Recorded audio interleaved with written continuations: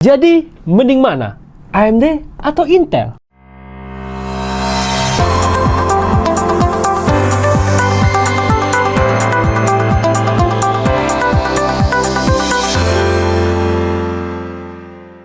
Oke, jadi balik lagi nih sama Rakitan.com. Dan kali ini gue bakal ngebahas salah satu topik yang paling hangat saat ini. Dan sebenarnya udah bukan saat ini sih, udah lama banget sih. Ya, mending Intel atau AMD, mending Intel atau AMD. Nah, ini gue bakal bahas buat kalian secara singkat. Kalian itu lebih cocok pakai AMD atau pakai Intel. Pertempuran antara dua produk ini tuh sebenarnya udah dari lama dan terjadi bahkan sampai untuk hari ini. Sebenarnya brandnya mah asik-asik aja tuh, malah kerjasama mereka buat pertahanin arsitektur x86. Nah, yang berisik itu sebenarnya fansnya. Mending Intel lah bang, core-nya lebih banyak, turbo boost-nya tuh bisa sampai 6 GHz loh. Gila, kenceng banget emang Intel. Mending Ryzen lah bang, gila udah punya teknologi 3D V-Chase, jadi dia punya L3 case itu lebih gede. Main game FPS-nya bisa tumpah-tumpah loh bang, terus hebat daya lagi. Nah, biasa gitu tuh kalau mereka lagi debat. Jadi mending mana? Intel atau AMD? Yang mending Snapdragon lah. Bombastic side eye.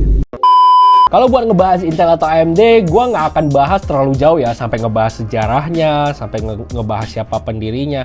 Kayaknya itu nggak relevan untuk ngebahas mending Intel atau AMD. Jadi gua bakal ngebahas hal-hal utama aja yang perlu kalian perhatiin untuk kenapa kalian harus ngambil Intel dan kenapa kalian harus ambil AMD. Dan gue juga nggak akan nunjukin kalian grafik-grafik yang gue yakin banyak dari kalian yang kalau udah nonton video orang lain pakai grafik-grafik gitu, kalian juga nggak terlalu paham tentang grafiknya. Jadi gue bakal simpelin dan bikin kalian lebih paham dengan menggunakan narasi aja. Sebenarnya simpelnya tuh kayak gini, setiap prosesor itu punya single core dan juga multi core, yang dimana di dalam core itu masih terdapat thread juga. Dan kalau kita ngelihat dari kebiasaan suatu brand, Intel tuh selalu ngeluarin prosesor yang memiliki jumlah core dan thread yang jauh lebih banyak daripada AMD, yang dimana Intel itu biasanya punya kemampuan single core yang jauh lebih kencang ketimbang AMD, sedangkan AMD memang terkenal lebih bagus di multi core-nya. Tapi jangan salah, single core dari Intel itu OP banget loh. Bahkan sebelum perilisan Core Ultra Series, Intel tuh punya salah satu fitur yang menurut gua OP banget, yaitu hyperthreading, dimana itu akan membantu kinerja dari single core-nya itu jauh lebih kencang ketimbang single core yang lain. Yang dimana ini tuh sangat berguna untuk kalian yang mau edit, rendering, yang membutuhkan prosesor juga untuk kinerjanya. Sedangkan kalau AMD itu selalu ngeluarin prosesor yang memiliki kemampuan chase yang lebih baik, dimana untuk game masa kini, AMD mengeluarkan fitur yang bernama 3D V-Chase. Inovasi terbaru dari AMD ini tuh dirancang untuk meningkatkan kinerja prosesor, terutama dalam tugas-tugas yang sangat bergantung pada memori, seperti gaming. Teknologi ini secara signifikan meningkatkan kapasitas dari case L3-nya pada prosesor yang berdampak langsung pada kinerja keseluruhan. Nah, tadi kan abang juga bilang di Intel punya kemampuan yang bagus banget. Terus, kenapa sekarang di AMD juga buat game juga bagus? Jadi yang mana dong? Kami jadi bingung nih. Nah, peruntukan gamingnya itu sebenarnya berbeda-beda ya. Buat Intel sendiri, tadi gue rekomendasikan kalian main game yang butuh single core. Sedangkan kalau buat AMD, itu bagusnya buat game-game yang fast pace. Fast pace itu adalah game-game yang seperti kompetitif, contohnya Valorant, CS2, ataupun game-game shooting yang lainnya. Terus kurangnya dari dua produk ini itu apa bang? Apa mereka bagus-bagus aja? Ya enggak dong, mana ada yang sempurna di dunia ini kecuali Tuhan guys. Kalau buat Intel itu biasanya punya isu di power draw-nya yang cukup gede. Ini gue ambil contoh di prosesor Intel Core i9 14900K, dimana prosesor ini punya max TDP itu ada di 250 watt, yang dimana kalau kalian pakai untuk hal-hal yang lumayan tinggi ataupun kita bilang overclock itu bisa sampai 370 watt, dimana itu panas banget dan juga butuh listrik yang lumayan banyak. Tapi memang power draw yang gede dari Intel dibarengin dengan single core-nya yang cukup kuat, dimana single core ini benar-benar kuat banget buat kalian editing, rendering, dan lain-lain.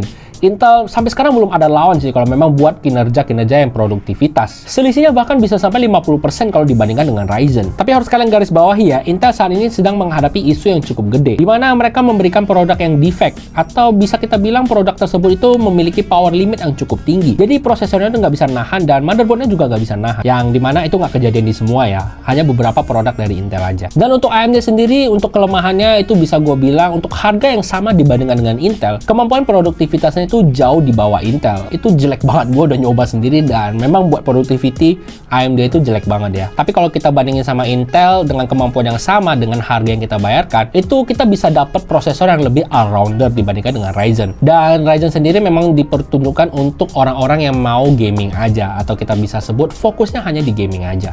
Dan satu lagi, kalau kita tadi bilang Intel punya produk yang defect, AMD juga ada ya, 9800X3D atau 9900X3D.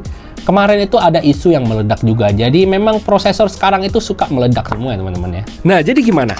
Kapan kita harus beli Intel dan kapan kita harus beli dari AMD? Kita harus beli Intel kalau kita membutuhkan performa untuk keseluruhan yang cukup tinggi ya, kemampuan multitasking yang berat, dan kita tuh nggak terlalu fokus untuk gaming aja. Dan satu lagi, kalian nggak keberatan kalau konsumsi dayanya itu lebih tinggi. Kapan kita harus beli AMD? Kita harus beli AMD kalau kita adalah seorang gamer yang menginginkan frame rate yang tertinggi, dan kita tuh pengen hemat energi juga, atau kita bisa bilang ya wattnya nggak terlalu tinggi lah.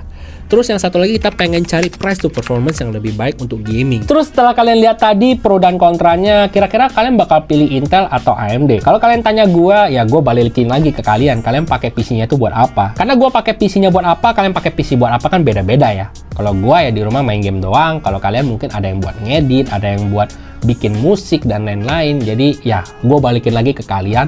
Kalian butuh yang mana? Gue udah kasih kalian konklusi antara dua produk ini. Kalian tinggal pilih aja mau pakai Intel atau mau pakai AMD. Jangan lupa like, komen, dan juga subscribe ya. Dan ya tungguin lagi video menarik berikutnya. Bye-bye.